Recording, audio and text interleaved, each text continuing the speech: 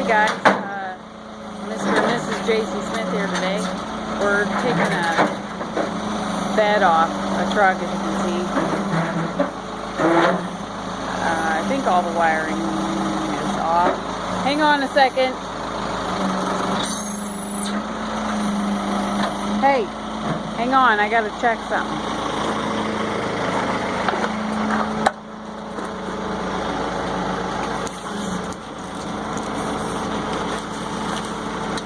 Okay, I guess it's loose. I didn't know. I thought it was still hooked up.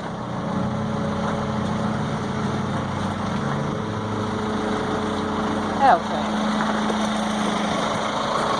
Sometimes we forget a thing or two, so.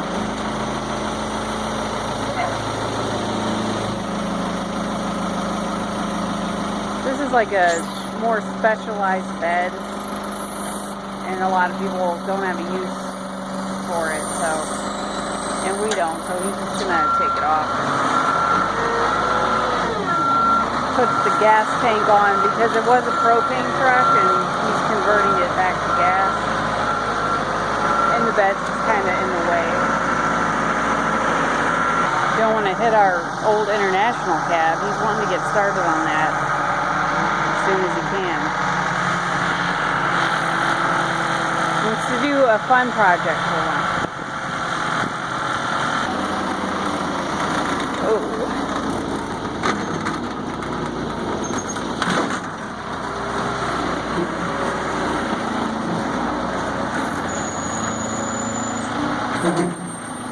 Okay, that's good. Alright, I gotta get some blocks under the other side. Here, do you want to take this? I'll get some blocks. Put under it. Yeah. I don't want this bed. I don't like this bed. I don't want nothing to do with this bed. So it's coming off. I think what we're going to do is take all this crap apart. We're going to put a dump bed on this truck. Either a wrecker or a dump bed. One or the other. First we'll get it all cleaned up. Get the frame all pressure washed and painted. That's next. Alright, so this is the tank I'm using. It's a 50-gallon tank from a Ford truck. Thought it'd work pretty well on the side here. Might even give you a step to get in the other. But I'm draining out all the old fuel. Believe it or not, this is diesel fuel. This is what happens when diesel fuel sits in the tank for, about, I'd say 5 years it's been in here. Tell me that's not some interesting stuff. I mean, it smells horrible, as you can imagine. I'm surprised there's this much diesel in here. I moved it around. It didn't feel like that much, but I got 2 5-gallon buckets almost full. But anyways, let me get this strained out. Okay, we're back on the F450. I got the wheels all painted up, frame painted. So now we're going to mount this saddle tank on. I'm using 2 existing holes. It works out pretty well, and then I'm going to drill the rest. So that calls for a 1/2-inch hole. So rather than drill this a million times,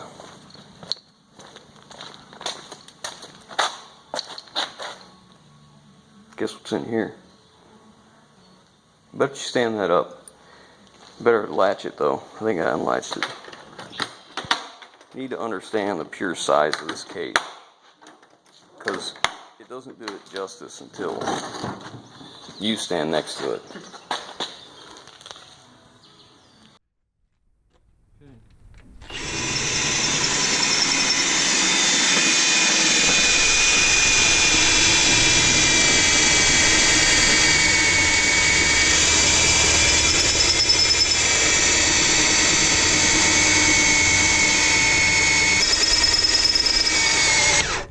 Oops.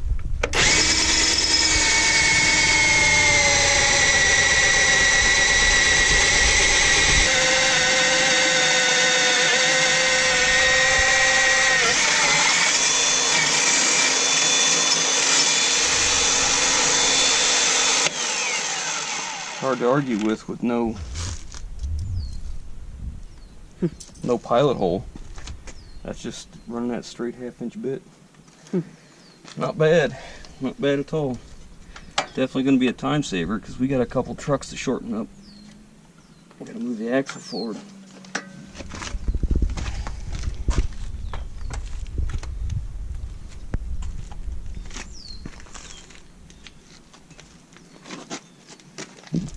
Well, you've been wanting to try it out. So what do you think? Well, I think in this situation, when I can only get on diagonal, it's doing pretty well, really. Mm-hmm. I mean, look how much easier it was doing this. Yeah.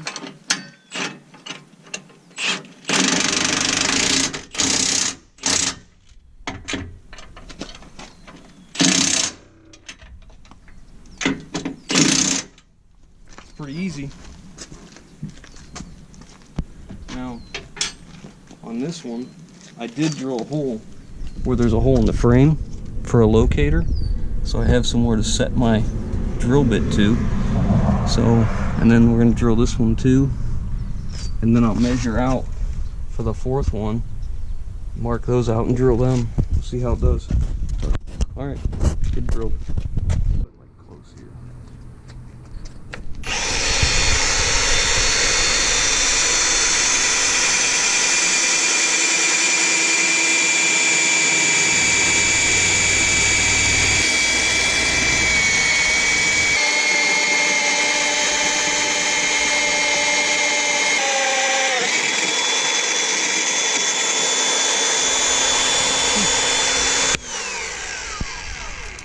A little warm. Yeah. So the only thing that we're really struggling with this is the fact that you see how I got this on here? It's only grabbing just this little bit of magnet. Yeah. Other than that, man. Yeah, if it was on the actual that was frame, no pilot hole. it would be better. I'm not sure if it has a speed where you can change the speed on it yet.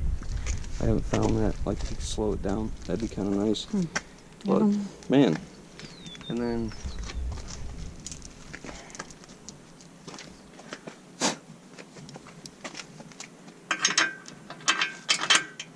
man, you can't ask for more than that, you know? Yeah, I mean, what a time saver, because... Think it's worth the money? Well, I forget how much it was, but yeah.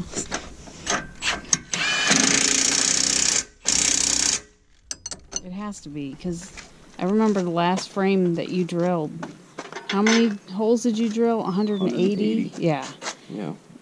And it was hard on your back. So now all I got to do is just mark out this last one, and I'll pilot hole that since I'm going through two pieces of metal. I'll do a small pilot hole, and then I'll do it, and man, that gas tank's be mounted in no time. Yeah. Where before that would have taken me hours and hours. Yeah. It comes with a safety strap that you hook on it and wrap around whatever you're doing so it won't come loose. And this is kind of nice. It's like a ratchet push button. Push the button. You can take this off and put it on the other side. That is very handy. Just like so. There it is.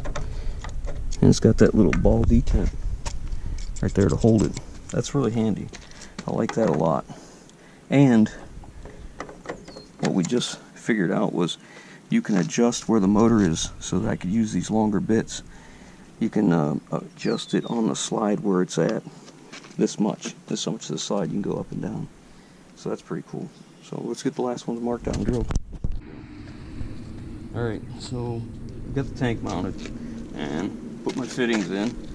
This obviously had, what is it, 1/2-inch fittings. We had to get down to 5/16. This is a return line. I took all my lines and put them in loom. These are the connectors I'm using to hook to the fuel filter. They're a push to connect like Ford uses, and you put them in here. They're a little bit of a pickle to get in. And then you take this little clamp. They give you a set of pliers to use to crimp that, but they don't work real well. I use these because these are actually designed to do just that. They squeeze it and they push down. Can you see that? They push down on the clamp. So you're sure to get a nice, good clamp. And then I'll take my loom. Let me get some electrical tape. I'll be right back. Normally I'd use 33 plus, but I'm out.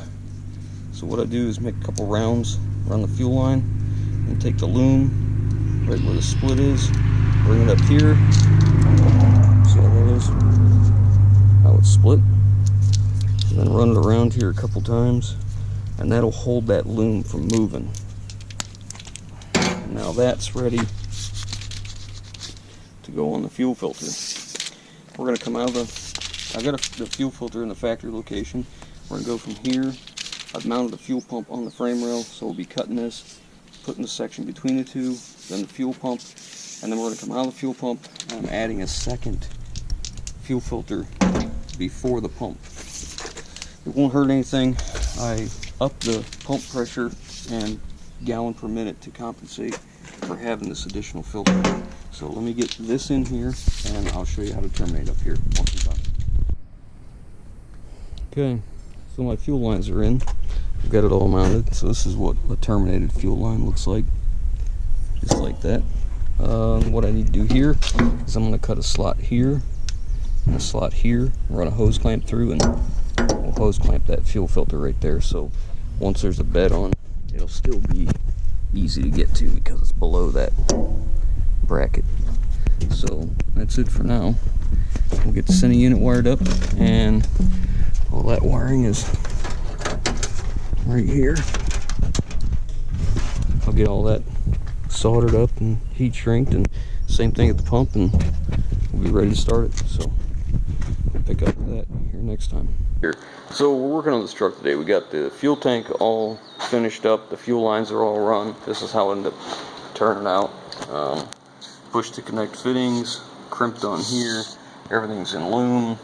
Ran up here. This is the pre-filter, pre-pump filter. That's what I'm trying to tell you. I just put that hose clamp on there. I just cut a slit in that bracket to hold that in place. So once the bed's on, you can quickly change that filter. Not a big deal. Okay, so we got fuel in it. Everything's working. The fuel pump works good. I got good fuel pressure. And then we go to drive it, and it's got a miss. It's got a pretty good miss, actually. Air conditioning's cold. Started right up, no problems there. But so I stick a scanner on it. Scanner shows on the cylinder contribution is cylinders 5 and 6. Not 5 and 6 in the firing order, but numbers 5 and 6 have low contribution. So I came out, I checked coil for spark, make sure that each of the coils was making good spark, and they were. I checked for injector pulse, make sure it's flashing good. It is. It's working well. I pulled the plug out, did a compression test. I got 50 pounds on number 6. Yeah, number 6. And I've got 70 pounds on number 7. And then I've got over 165 everywhere else. So I pulled the plugs out, and I put air to the cylinder. And what I found out was on number 6, the exhaust valve, which is, geez, which one was it? This one? I believe it's this one. I can't remember now. Anyways, the exhaust valve on number 6 was staying open, and then the intake on number 7. So I popped the cam followers out of them, put air to the cylinders, because when they were, let me back that up. I rolled the cam around until number 6 should have both cylinders closed. Okay? Both valves should be closed, is what I'm trying to tell you. And then I put air to the cylinder. When I did that, I got air out of the exhaust, which I believe this is the exhaust right here. This is the exhaust valve.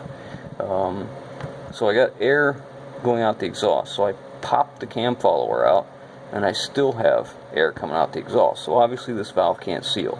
Now, I tried to pull up on the valve spring a little bit to see if I could make it seal, and it wouldn't. So I did the same thing on number 7 here. I rolled it around so the cam had intake and exhaust both closed, because this is just a 2-valve engine. So once I knew these were closed, I popped out the intake. Well, I put air to the cylinder. It was coming out of the intake. The air was. So then I popped out the cam follower, tried to pull up on it, still the same thing. So I don't know if I got a burnt valve on each of these, or if someone thought they were going to go in here and change out a spark plug, and the valves were open when they were using the tool to clean them out, to change or to rethread them, and maybe they hit the valve. I'm not sure. Regardless, it won't seal. This is a remanufactured engine, you can see here. And it's a black block, which leads me to believe it's not a Jasper, and there's no tag anywhere saying it's a Jasper. So I'm going to take the intake off, take the front end apart, take the timing cover off, and we're going to pull this head. We're going to see what's going on. I did a compression test on all the other cylinders before I decided to take it apart. I want to know the condition of the engine. I put air to the cylinders, made sure every cylinder could seal, and they will, except for these two. Now, also, this one here only has about 2 threads holding the plug. The other 2 threads that are in there, 2.5, which is all that's in there, they're not in very good shape. So we're probably going to get an insert, and while we have the head off, we'll put all those inserts in all this side so we have good threads, because that'll give us 6 threads with the new inserts. I mean, you have to ream it out, you have to thread it, and then put the insert in. Kind of like a helicoil, only it's an insert, and you put it in with thread locker so it won't come back out.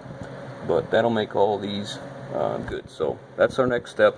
I'm going to start tearing this apart, get this head off. Let's see what we can find. So here we are. We got the intake off. It didn't take but, I don't know, I think I got about half hour, 40 minutes in it so far. So now we're going to take the head off. Take the head off on this side. So same thing as usual. Balancer, all the accessories, timing cover, power steering pump, wiring, and valve cover on the passenger side's got to come off so you can get the timing cover off. And then we'll pull that head, get the exhaust and the dipstick out of there, and pull her out. Alright, the head's off. Hold slight here. And you can see this is the exhaust valve for this cylinder. It hasn't sealed in a long time. When it started up and ran smooth, must have been just crud around there somewhat sealing. Here's the intake valve. It's actually dished. I don't know if you can see that. So, on this one, get you a good look here. It looks pretty good right until you get to there. Right here, hold that. Right here, it isn't sealing. And then this one, it hasn't sealed in a while. So, I just made somebody made the executive decision. Who was it? I think it was you. You. I looked in the cylinders, and they got some real nice crosshatch still showing. I don't know if you'll be able to see it, but it's like we're right here. I think I'm just going to go ahead and take that off, and we'll send it out and have both the heads done. That way we got fresh valve job on both. And plus, this has a broken exhaust stud on the one side, this one does too, so we'll be able to take care of that at the same time.